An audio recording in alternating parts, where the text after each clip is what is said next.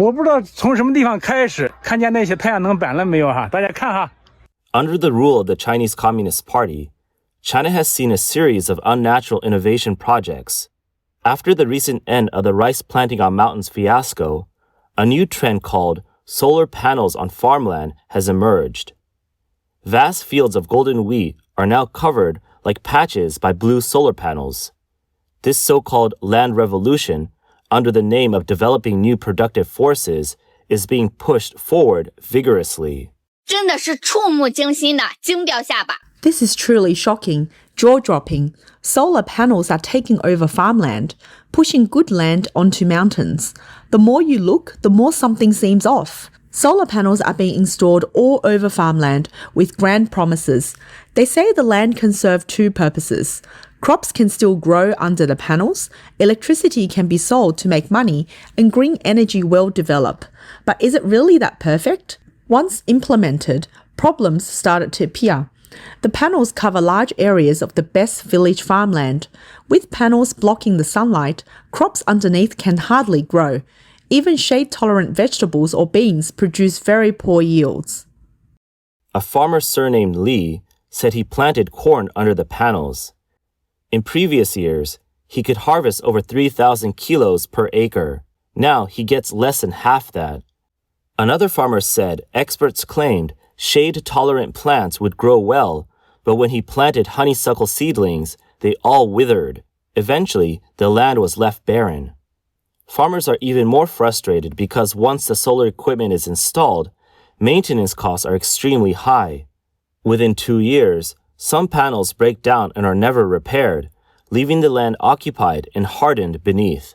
It becomes very difficult to farm the land again. Take a look. Whose farmland is this? A bunch of bridge and road builders came here and, under experts' guidance, turned the fields into this. Everyone can see they take subsidies, but do they grow any wheat? If wheat could talk, it would curse them. I remember when I was a child, a natural disaster hit and my father cried by the stove. Why? Because that wheat was our family's hope for the entire year. But look now, seeds and fertilizers get more expensive, grain prices fall, and farmers can't make money growing crops. Who will keep farming? You can take the subsidies, but are you not just delaying things? They only care about the subsidies, occupying good farmland without producing food. It's been only a short time since we all had enough to eat. Have many forgotten what hunger feels like? Many local governments, driven by the Chinese government's slogan of technological empowerment and state subsidy policies, blindly expand photovoltaic projects. They have turned the fertile farmland that farmers depend on for generations into solar panel bases. Previously, the forced seizure of good farmland in Hebei province for photovoltaic projects became a trending topic online. Anlu City in Hebei is a national commercial grain base. Muzi Town, known as Anlu's grain warehouse, invested over 8 million yuan to build high-standard farmland. But just 2 years after completion, more than 300 acres of solar panels were installed there. Farmers received only 3,000 yuan per acre in subsidies, while farming can earn at least 12,000 yuan per acre annually. Villagers not only face greater reduced income, but also must endure noise from solar power generation. Authorities claim the land used is not basic farmland, but general arable land. There are over 300 acres of solar panels in total, which 3 acres are of my land. All this land is basic farmland. Our land is fully occupied by panels. It's not wasteland, it's good farmland. There's no wasteland here. The land is fertile, even near the river. Our area guarantees harvest, despite drought or flood. Villagers showed their land contract certificates, clearly marking the land as basic farmland. They said farmers initially opposed using farmland for photovoltaic projects, but village officials repeatedly persuaded them, introducing the project as agriculture and solar mutual benefit. This meant solar panels would be installed alongside agricultural planting. However, after the panels were built, the agricultural part was never carried out. Villagers say the so-called mutual benefit is just for show. The people running the photovoltaic farms planted rice themselves, and the yield was only 900 kilograms per acre, very low. Our land used to yield 4,200 to 4,500 kilos. They only put panels near the roadside to show off. Inside, they don't plant anything. Experts admit that the high-yield farmland producing 3,000 kilos per acre annually is being covered by solar panels. The continuous reduction of farmland in major grain-producing regions threatens the foundation of food security. Each solar panel covers 1.5 square meters, equivalent to 2 kilograms less grain per year. If 1.6 million acres nationwide are used for photovoltaic projects, it would create a 2 million ton grain deficit. Previously, in Fangfan village, Hubei province, the local government also occupied villagers' good farmland and forcibly installed solar panels. Local town officials claimed contracts were signed and denied forced installation, saying the county government coordinated the project. Their town was tasked to install solar panels on over 160 acres of land. Look, it's all good farmland, used for growing grain. How could farmers let them put these useless things on such good land right at their doorstep? Such good land turned into solar panels, and they often cut off farmers' drinking water pipes. Is that acceptable? In this hot weather, people need water to drink and use. Look, our village's farmland policy sounds good. There's no fear of sunburn when sampling. Install solar panels above and plant rice below. What a great design. But I want to ask, when the rice matures, how do we harvest it? Can machines be used? Such good land has been used for solar panels. While officials say tens of thousands of mu of farmland red lines must not be violated, this good land can no longer grow grain or eucalyptus trees, but can grow solar panels. Apparently, solar projects have very high returns. Experts say the damage to fertile farmland caused by solar panels is shocking. Data from a major grain-producing area in Shandong shows that farmland covered by solar panels receives 30% less sunlight, reducing wheat yield by 15% and protein content by 12%. More hidden damage includes changes to the soil microenvironment. Solar panels block direct rainwater washing, causing salt accumulation on the surface. After 3 years, the soil pH rose from 6.8 to 8.2, near the limit we can tolerate, turning fertile soil into saline alkali land. Basic farmland is known as food fields or life fields by locals. Facing threats to their livelihoods, villagers in many areas have risen in protest to protect their farmland. On April 29, people in Beifang village in Hainan province gathered to protest the local government's forced seizure of farmland to install solar panels. The incident reportedly started when a village tyrant forged villagers' signatures to sell land for solar installation, sparking anger and collective resistance. Villagers guarded the land day and night to stop the installation, during which several male villagers were arrested. On April 29, learning that the installation team would enter the village under police escort, dozens of female villagers gathered at the village entrance, beating war drums and blocking the road. A clash broke out. Police used pepper spray, injuring one woman in the process. Villagers later surrounded a police officer and successfully stopped the installation. On March 28th, a video surfaced online showing that in Mo'an village in Guizhou province, the solar project forcibly seized villagers' land and cut down fruit trees they had planted. Villagers confronted fully armed law enforcement officers on site. Recently, a village in Guizhou province occupied villagers' land without consent to build solar panels.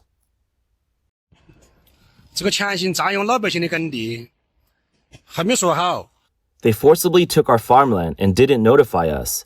They started construction without our knowledge, installing steel frames all over our land. We asked them to stop, but they didn't. We waited here all day and even called the police. The police told them to wait, but they ignored it. We have nowhere to turn. Many people online condemn this, turning fertile farmland into concrete jungles covered with solar panels, then forcibly converted steep slopes into terraces to grow rice. Only the Chinese Communist Party can repeatedly carry out such unnatural, irrational actions for decades. The Slope to Terrace project is part of the recent government-supported Rice on Mountains initiative, introducing hybrid rice varieties from lowland paddies to dry mountain land. It relies on rainwater instead of heavy irrigation like traditional rice. 水稻生產很受歡迎。 Rice on Mountains is very popular with an output of 4,700 kilos per acre. Solar panels on farmland is also popular. This area originally grew rice, but is now a solar panel demonstration base. Rice grown on the mountains yields more rice than rice grown in farmland. The rice on mountain yield data cited by this person comes from an engineer who developed the project. 今年云南推广了50万亩。 Rice on mountains is very popular among farmers. This year, Yunnan province promoted 82,000 acres, our village 67 acres, with yields ranging from 3,800 to 5,000 kilos per acre, totaling 280,000 kilos. Our village has 277 people. Per capita output exceeds 1,000 kilos. Our rice bowls are firmly in our own hands. A person commented, I don't know if the rice bowl is firmly in their hands, but it's definitely firmly in the experts' pockets. Let's look at the actual results of the Rice on Mountain project. 9 months of rice farming all failed. Can you believe this is rice from February 2024? There's a lot of it in the fields that no one wants. Weeds are even taller than rice seedlings. Some green rice seedlings by the banks are all dead. I used to see birds come to eat, but now not even birds come. This might be the last time seeing this field because it will soon be leveled. We'll plant sweet potatoes or corn instead. Without water, don't bother with the rice on mountains. It's a waste of effort. This year's harvest is very poor. Many seedlings died. Honorary Director and Professor at the Farmer Research Institute of China Agricultural University, Zhu Qizhen, wrote that rice on mountains violates agricultural principles and damages the ecosystem. He warned that this practice will cause huge losses, but who will pay for them? People also commented, why leave good flat farmland unused and grow solar panels instead, while moving rice to mountains dozens of floors high? How do they water the rice? Machines can't get up there. How do they harvest? Sunlight is less abundant than on plains. People have to climb mountains daily to farm. Has anyone considered labor costs? Even more concerning, during the rainy season, terracing destroys original vegetation, causing floods to rush down the mountains, wiping out terraces entirely. When terraces turn to bare hills and desertify, such land cannot grow food. Reforestation and ecological restoration become extremely difficult. Worse, if floods destroy villages, what will happen to farmers living at the foot of the mountains? The comments section was flooded with criticism. What kind of absurd operation is this? Isn't this just a replay of the Great Leap Forward? The CCP's policies are always decided by experts on a whim and leaders boasting, leaving only common people to suffer. After all the turmoil, farmers cannot farm or eat, and ordinary people pay the price in the end. Is this innovation or chaos? Many farmers say that after the land was taken to install solar panels, they did not receive the promised rent payments. How much do they pay for solar panels per year? They said 1,000 yuan, but for the past 2 years, it has only been 800 yuan. How long have you had the solar panels? 6 years. No increase in 6 years? Just 1,000 yuan? They don't even pay 1,000, only 800. And for the past 2 years, they haven't paid at all. A blogger said that 800 yuan per 0.16 acres, with 2 years unpaid, is a solar company treating farmers like fools? This is a typical case of getting something for nothing. Farmers' land is taken, and they don't get paid. How can they survive? Some say putting solar panels on mountains is better, as it sounds more environmentally friendly. But what about reality? Let's look at the situation in the mountains of Guizhou. Follow my camera and take a look. In the mountains of Guizhou, every sun-facing slope is completely covered with solar panels. While providing power, they block the growth of vegetation underneath. Without this vegetation, Won't serious soil erosion occur? I don't fully understand building solar farms in the mountains, but from what I see, Guizhou and Yunnan have abundant rainfall all year round. Under the solar panels, surface plants can't grow. So how can the soil be maintained under heavy water flow? This person's concerns are well-founded. During the 2024 rainy season, a solar terrace project in Zhaotong, Yunnan, suffered a landslide caused by poor drainage, destroying 50 downstream homes. People criticized it as short-term profiteering that ignores the safety of mountain-foot residents. From rice on mountains to solar panels on farmlands, these fiascos have been exaggerated by experts with talk of dual-use land and green energy. In reality, farmers lose good farmland, harvests sharply decline, rents are unpaid, mountain vegetation is destroyed, soil erodes, and the ecology suffers. These bizarre projects claim to promote development, yet farmers cannot even secure their basic livelihoods and must pay for these so-called political achievements. This is a new round of land grabbing and profit distribution disguised as development. Solar panels are used far beyond hillsides and farmland, from offshore locations to deserts, factories to residential rooftops. Solar panels are installed almost everywhere. These projects appear to promote clean energy but have sparked widespread controversy. Some Chinese citizens question, does our country really have such a severe power shortage? Is solar panel installation excessive? In fact, the rapid expansion of the solar industry has exceeded actual demand, leading to a serious overcapacity problem. According to industry reports, the global new photovoltaic installation in 2024 is expected between 520 to 590 gigawatts, while China's photovoltaic capacity exceeds 1,000 gigawatts, nearly double global demand. This supply-demand imbalance has caused a price crash in photovoltaic products.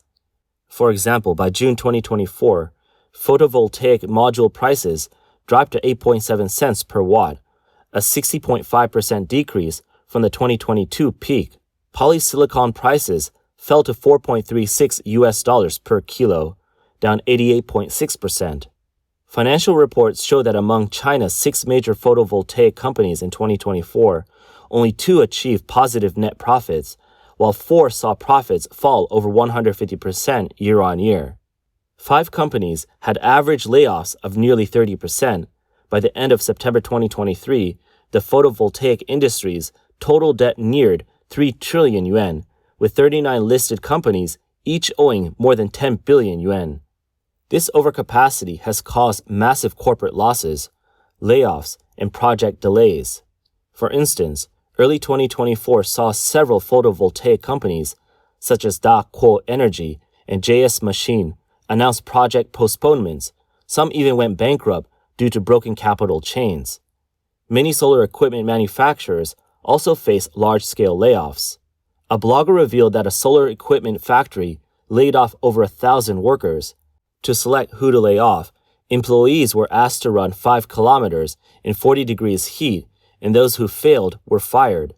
Some employees said many solar equipment factories use various tricks to force workers to resign voluntarily to reduce severance costs. Meanwhile, international trade barriers have intensified pressure. In May 2024, the United States launched anti-dumping and countervailing investigations on photovoltaic products from Southeast Asia, affecting Chinese companies' exports, which dropped 33% year-on-year. China's photovoltaic industry clearly faces overcapacity. Although photovoltaics are viewed as a future of clean energy, excessive investment and blind expansion have led to supply far exceeding demand. Price wars and insufficient capacity have plunged companies into financial trouble, impacting employment and local economies. At the same time, solar projects have caused ecological damage, including soil erosion and vegetation losses.